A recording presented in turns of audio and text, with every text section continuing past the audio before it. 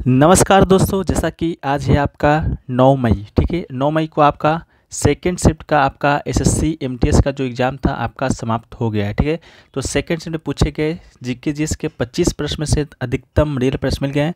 तो उन सभी प्रश्नों को देखेंगे विथ एक्स्ट्रा फैक्ट के साथ। ठीक है, तो चलिए वीडियो को शुरू करते हैं बिना किसी देरी के। चैनल पर दोस्तों नए हैं, चैनल को सब्सक्राइब कर लीजिएगा और नोटिफिकेशन बेल को ऑल पे क्लिक कर दीजिएगा। इसका जो पीडीएफ है आपको टेलीग्राम पे मिलेगा, लिंक है जो कि डिस्क्रिप्शन बॉक्स में दिया गया है, तो आप लोग जाके वहाँ से ज्वाइन हो जाइएगा। ठीक है, तो देखिए आज का जो हमारा पहला जो प्रश्न पूछा गया है वो पूछा गया था आपका कि भारत रत्न पुरस्कार प्राप्त करने वाला पहले संगीतकार कौन थे। ठीक है, तो देखिए पहले संगीतकार के नाम आपसे पूछा गया था, तो इसका राइट आंसर आपका हो जाएगा एम.एस. सुब्बालक्ष्मी। ठीक है, एम.एस. सुब्बालक्ष्मी दोस्तों आपका इसका राइट आंसर हो जाएगा।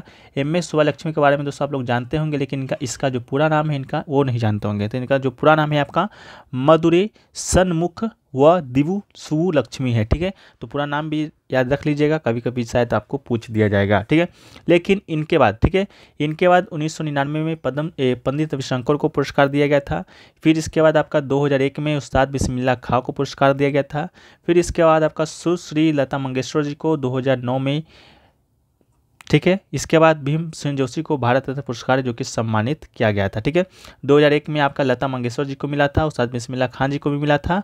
इसके साथ ही साथ आपका 2009 में मिला था पंडित भीमसेन जोशी को भारत रत्न पुरस्कार। ठीक है,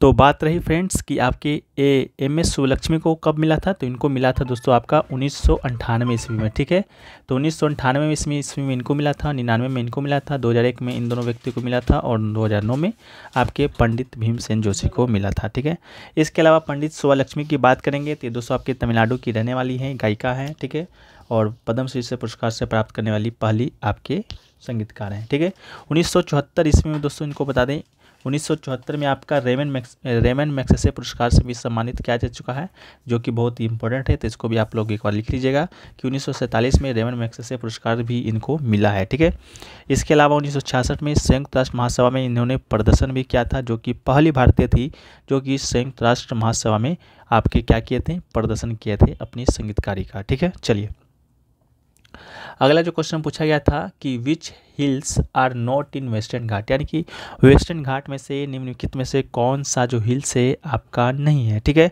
तो दोस्तों आपको बता दें खासी हिल्स आपका इसका राइट आंसर हो जाएगा। जो खासी हिल्स है वो आपका वेस्टर्न घाट में लोकेटेड नहीं है, तो आपका राइट आंसर हो जाएगा खासी हिल्स। ठीक है, अगला क्वेश्चन देखिए पूछा गया था आपके classification of roads in India की आपकी रोड को जो भारत में कितने भागों में जो है कि विभाजित किया गया है।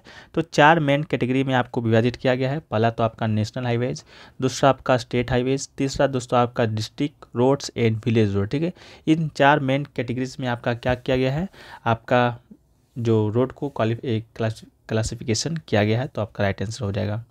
अगला है कि नवरात्रि है जो कि किस भगवान से संबंधित है। तो नवरात्रि की बात करेंगे तो ये दोस्तों आपका किस भगवान से संबंधित हो जाएगा, तो ये आपका देवी दुर्गा से संबंधित आपके ये नवरात्रि है, जो कि दोस्तों आपके ऑप्शन में भी दिया गया था, दुर्गा दिया गया था, लक्ष्मी दिया गया था, काली दिया गया था, तो आपका राइट आंसर दुर्गा हो जाएगा। अगला क्वेश्चन देखिए पूछा गया था आपका कि BPL pension for old age. ठीक है, बीपीएल पेंशन ओल्ड एज के बारे में कुछ पूछा गया था।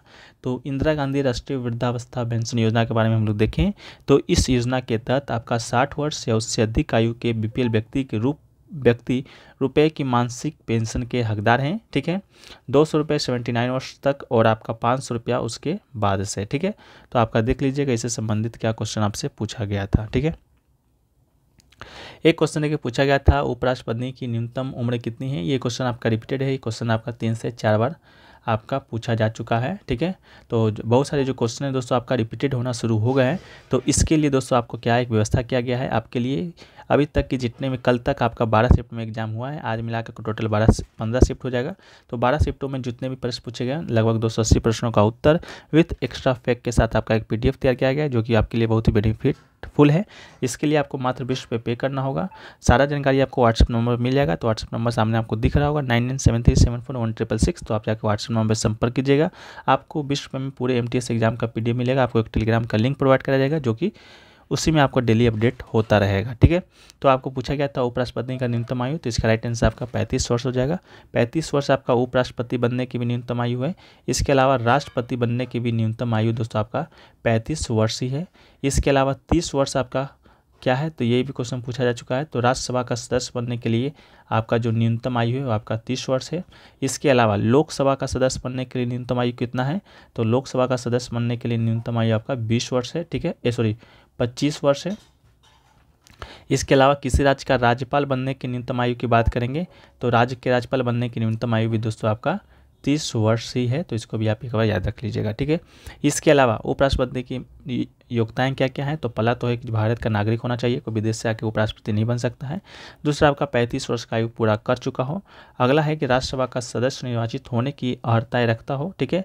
इसके अलावा ये जरूरी नहीं है कि जो व्यक्ति उपराष्ट्रपति के लिए उम्मीदवार है वो जन्म से भारतीय हो, भारत का कोई भी नागरिक उपराष्ट्रपति बन सकता है, ठीक है। अगला है कि कौन सा जो प्रतिबिंब है जो पर्दा पर नहीं बनता है, तो वास्तविक प्रतिबिंब को पर्दे पर प्राप्त नहीं किया जा सकता है, तो आपका राइट आंसर क्या हो जाएगा, वास्तविक हो जाएगा, ठीक है। अगला क्वेश्चन ये पूछा गया था पृथ्वी पर कौन सा मंडल नहीं है, तो ओजोन मंडल दोस्तों वायुमंडल का एक भाग है जो कि पृथ्वी का मंडल नहीं है, तो आपका राइट आंसर ओजोन मंडल हो जाएगा अगर आपके ऑप्शन में दिया गया होगा तो, ठीक है। अगला क्वेश्चन पूछा गया था मुद्रा योजना में एम का अर्थ क्या होता है। मुद्रा योजना का में दोस्तों आपका एम का अर्थ पूछा था, तो मुद्रा योजना में एम का जो अर्थ होता है आपका माइक्रो होता है, तो इसका राइट आंसर आपका क्या हो जाएगा, माइक्रो हो जाएगा, ठीक है। अगला क्वेश्चन देखिए पूछा गया था पंडित बिरजू महाराज को कौन सा पद्म अवार्ड है जो कि मिला है, ठीक है। तो देखिए पंडित बिरजू महाराज को 1983 में पद्म विभूषण से सम्मानित किया जा चुका है और उन्हें संगीत नाटक अकादमी पुरस्कार और कालिदास सम्मान भी मिला है, तो 1983 में पद्म विभूषण, तो आपका राइट आंसर हो जाएगा पद्म विभूषण पुरस्कार इनको मिला है, ठीक है। चलिए अगला क्वेश्चन देखिए पूछा गया था विश्व खेल 2022 का जो आयोजन है कहाँ पर हुआ था, तो देखिए विश्व खेल 2022 को जो आयोजन है बर्मिंघम अलबामा संयुक्त राज्य अमेरिका में आपका 7 से 17 जुलाई 2022 तक आपका आयोजित हुआ है। यह आपका अंतर्राष्ट्रीय बहु खेल आयोजन है। 11वें विश्व खेल थे। ये एक बहु खेल प्रतियोगिता है जिसमें ओलंपिक खेल अन्य प्रतियोगिताएं शामिल थी जो वर्तमान में ओलंपिक खेलों में नहीं लड़ी जाती है। खेलों में 30 से अधिक खेले जाने वाले 206 पदक स्पर्धाओं में भाग लेने वाले 3600 एथलीटों को दिखाया गया था, ठीक है।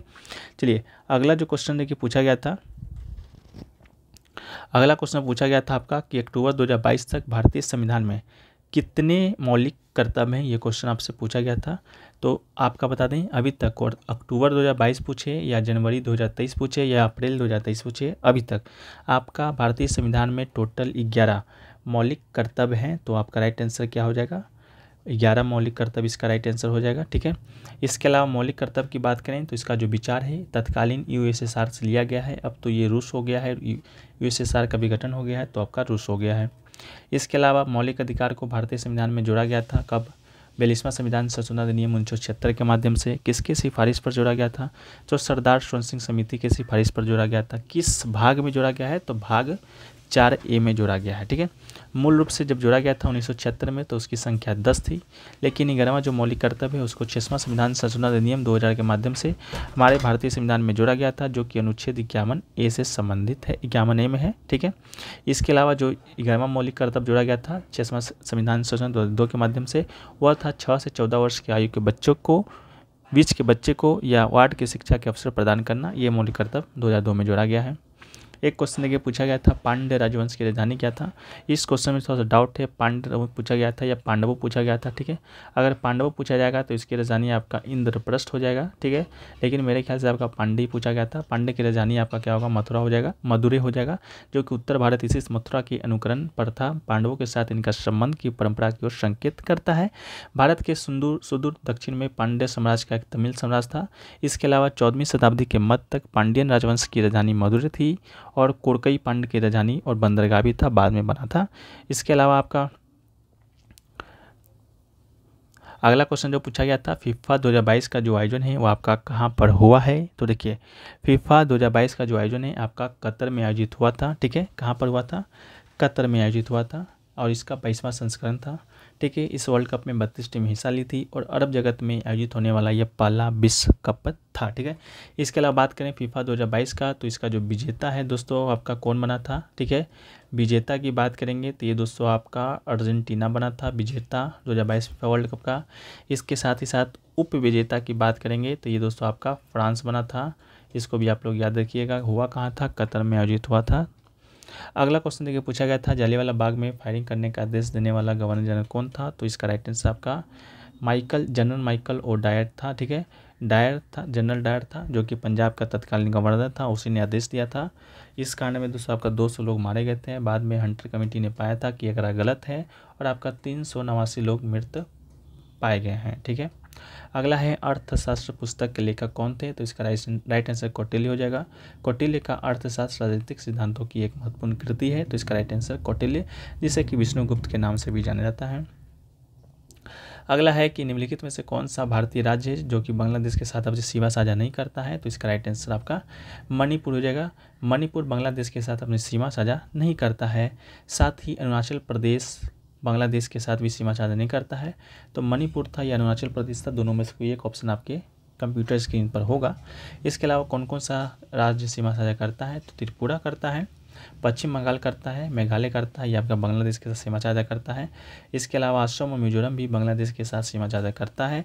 और भारत है जो कि बांग्लादेश के साथ सबसे लंबी सीमा साझा करता है, लगभग 4000 किलोमीटर का क्षेत्र है जो कि बांग्लादेश के साथ सीमा साझा करता है। भारत की बात करेंगे तो 7 अंतर्राष्ट्रीय सीमाओं के साथ सीमा साझा करता है, जिसमें आपका बांग्लादेश सबसे छोटा और सबसे कम आपका अफगानिस्तान के साथ करता है 104 किलोमीटर का सीमा साझा, ठीक है। अगला है कि जीएसटी बिल में कितने स्लैब होते हैं, तो 4 टैक्स स्लैब में आपका जीएसटी बिल है जो कि बटा हुआ है।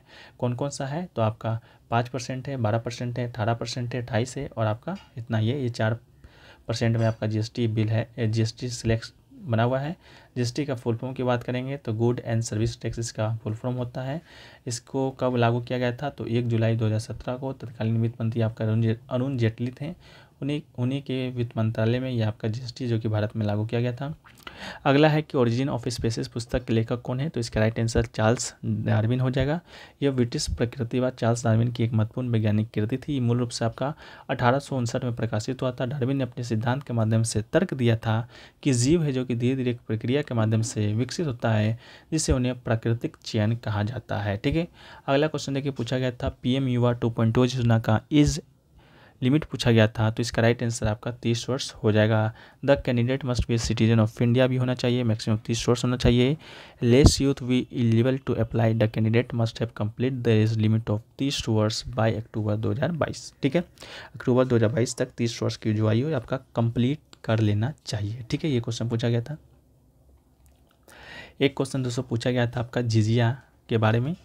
जिजिया जो एक आपका प्रमुख लोक नृत्य है, वो पूछा गया था किस भगवान को समर्पित है, तो ये दोस्तों आपका इसका भी राइट आंसर दुर्गा हो जाएगा। शायद नवरात्र वाला आपसे नहीं पूछा गया होगा। तो जिजिया आपका दुर्गा पूजा है, दुर्गा माँ का है, ठीक है। इसके अलावा इसका कहाँ का है, तो ये दोस्तों आपका मिथिला का एक लोक नृत्य है। मिथिला की बात करेंगे तो ये दोस्तों आपका बिहार में पड़ता है। तो जिजिया मिथिला का एक प्रमुख लोक नृत्य है जो दुर्गा पूजा के मौके पर इस नृत्य में लड़कियाँ जो कि बढ़ चढ़कर आपका हिस्सा लेती है, ठीक है। तो उसका राइट आंसर हो जाएगा। एक और क्वेश्चन पूछा गया था आपका जगन्नाथ मंदिर, जगन्नाथ यात्रा से संबंधित, कि जगन्नाथ में दोस्तों आपका कौन से 3 देवताओं की पूजा होती है, ठीक है। ये पूछा गया था जगन्नाथ में कौन से 3 देवताओं की पूजा होती है, तो आपको बता दें एक तो आपके जगन्नाथ जी ही हैं, तो इसके अलावा आपका एक सुभद्रा जी हैं, एक है दोस्तों आपका बलभद्र, ठीक है।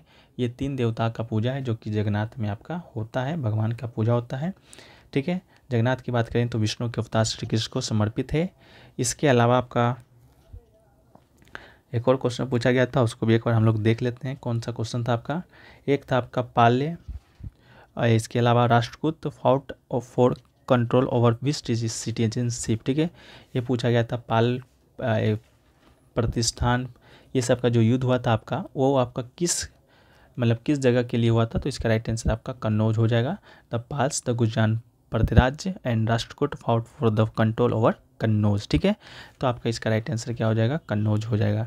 तो ये सभी क्वेश्चन आपके जीके जीएस के पूछे गए थे। इंग्लिश के भी कुछ प्रश्न मिले हैं, उसको हम लोग एक बार देख लेते हैं, आप लोग आंसर मिला लीजिएगा। इंग्लिश में आपका वोकैब पूछा गया था, ठीक है।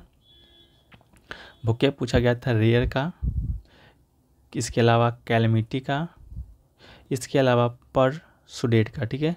ये तीनों का दोस्तों आपका वोकैब पूछा गया था। एक दोस्तों आपका इडियम पूछा गया था, इडियम पूछा गया था एक आपका लॉब्स एंड फिशेस का, ठीक है। लॉब एंड फिशेस का इडियम पूछा गया था। एक आपका वेल द कैट, ठीक है। वेल द कैट का भी इडियम आपसे एक बार पूछा गया था। ठीक है, तो ये सभी प्रश्न तो आज के आपके सेकेंड शिफ्ट में पूछे गए थे, जो कि आपके 100% रियल और ऑथेंटिक प्रश्न है। ठीक है, वीडियो अच्छा लगा है दोस्तों, वीडियो को लाइक कर दीजिएगा, चैनल पर नए होंगे चैनल को सब्सक्राइब कर दीजिएगा और नोटिफिकेशन बेल कॉल पर क्लिक कर दीजिएगा। तो मिलते हैं एक नए वीडियो में, जब तक के लिए जय हिंद जय भारत।